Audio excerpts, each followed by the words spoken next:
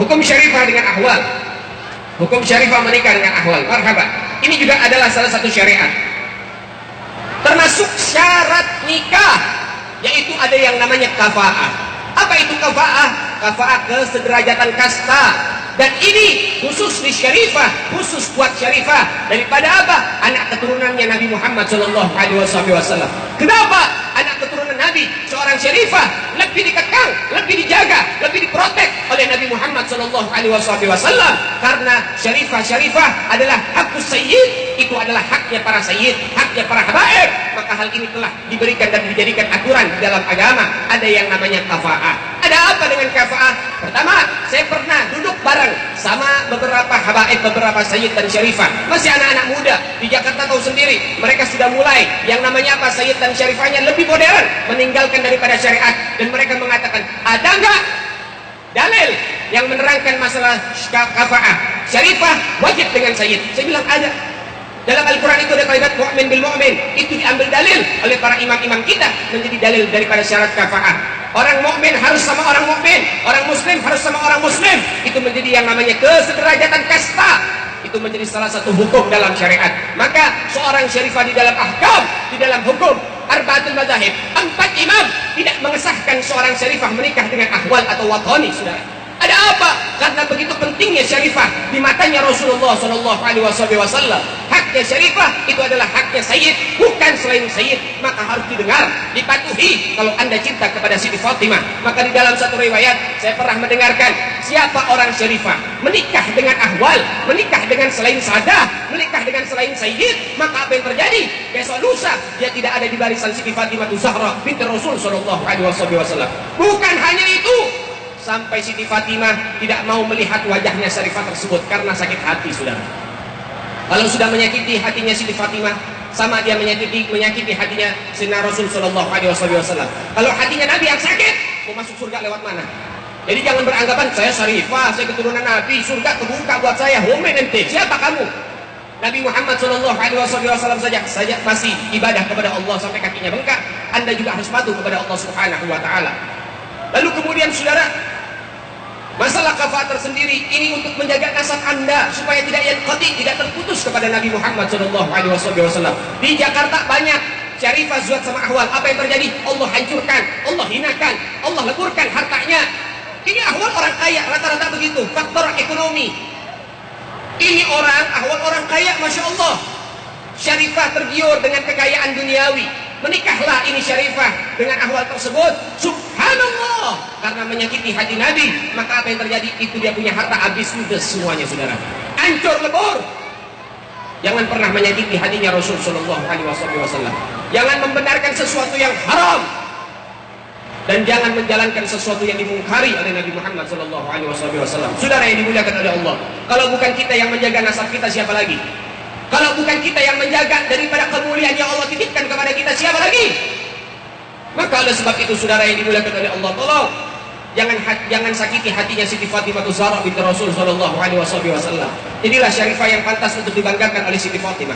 Jadilah sayyid yang bisa dibanggakan oleh Sayyidina Ali bin Abi Thalib dan juga Sayyidina Rasulullah sallallahu alaihi wasallam. Saudara yang dimuliakan oleh Allah, kalau misalnya ada sayyid datang meminang anak kita, teliti dulu nasabnya dengan baik. Jangan dilihat pekerjaannya. Yang penting ini orang baik, punya niat baik, ingin menikahkan putri kita. Dia betul sayyid, nikahkan. Jangan lihat daripada pekerjaannya.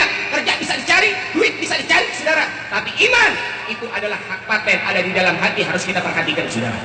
Ya ayyuhal hadirun rahimakumullah. Kalau orang dulu melihat sayyid, yang melihat pekerjaan, langsung dinikahkan, saudara, oleh orang tua mereka. Tapi sekarang jangan jadi habaib yang suka jual anaknya. Di Jakarta itu banyak. Kalau melihat ada akwal, dia memiliki daripada pekerjaan yang baik, dia punya penghasilan yang bagus, dia punya harta berlimpah, maka bapaknya yang jual anaknya. Na'udzubillah, tsumma na'udzubillah. Nanti bakal dituntut yaumul qiyamah oleh Nabi Muhammad sallallahu alaihi wasallam.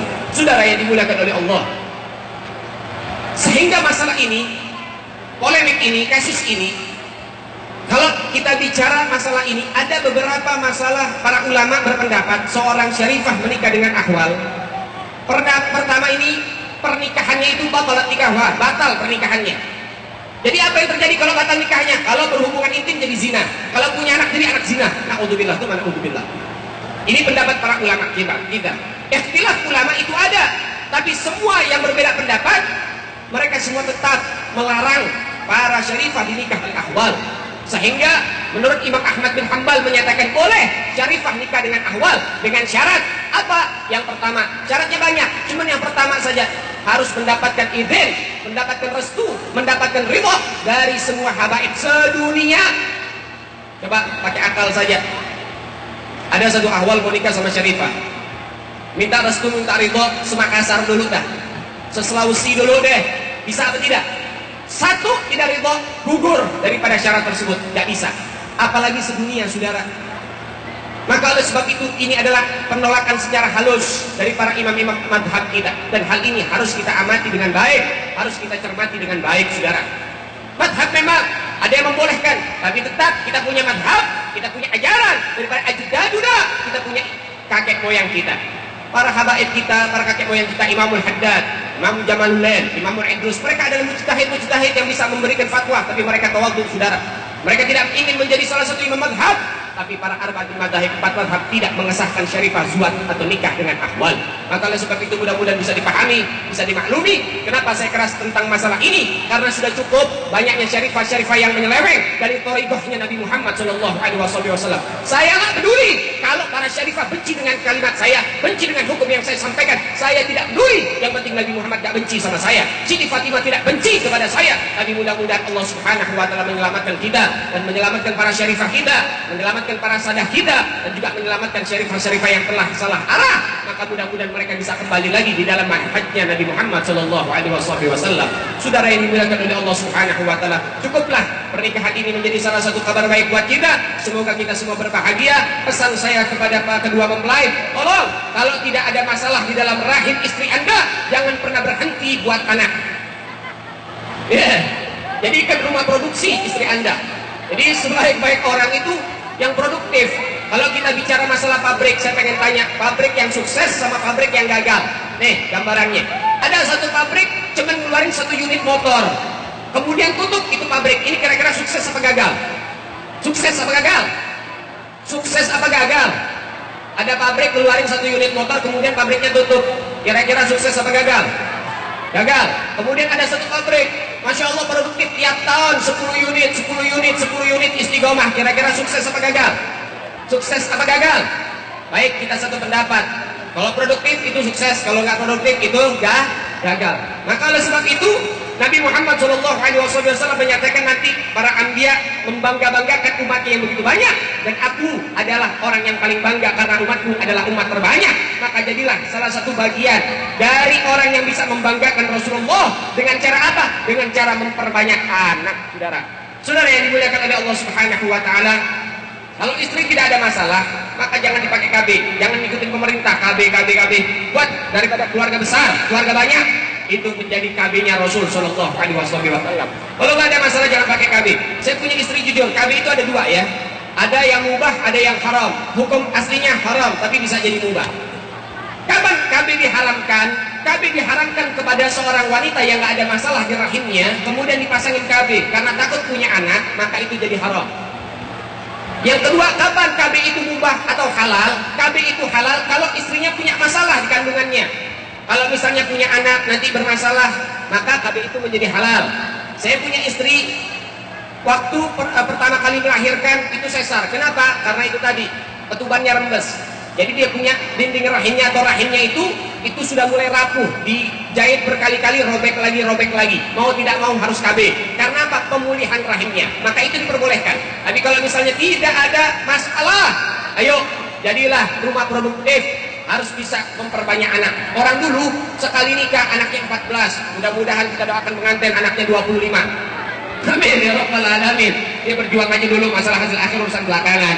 Maka mudah-mudahan kita semua jadi berkah. Dan juga doakan buat sayyid-sayyid ini yang masih pada jomblo, yang belum nikah, doakan biar cepat laku. Saya mewakili para sayyid-sayyid yang ada di sini yang mungkin takut untuk bicara, tolong turunkan harga mahar. Yang belakang pada angkat tangan, ini bukan mau demo Pak. dia turunkan harga mahar. Mudah-mudahan saya di sini bisa menikah dengan baik. Ingat, berkahnya pernikahan bukan mahar yang tinggi, bukan mewahnya pernikahan, tapi berkahnya pernikahan ketika niatnya lillah wa fillah. Maka mudah-mudahan tidak ada lagi sayyid-sayyid yang jomblo di tempat ini. Mudah-mudahan selepas acara ini nanti bakal ada acara pernikahan selanjutnya. Amin ya rabbal alamin. Rabbi fanfa'na bi barakatihim wa hadina al-fasda bi hurmatihim wa amitna bi tariqatihim wa mu'afati minal fitani wa sallallahu alaihi wasallam Muhammad sayyidil mursalin walhamdulillahi rabbil alamin. Jazakallah khairan katsir. Terima kasih banyak. Mohon maaf yang sebesar-besarnya kalau misalnya makannya terganggu atau sedang nyamilnya terganggu. Mohon maaf yang sebesar-besarnya, atau yang lagi gagal diet juga terganggu, maka minta maaf yang sebesar-besarnya. Assalamualaikum warahmatullahi wabarakatuh.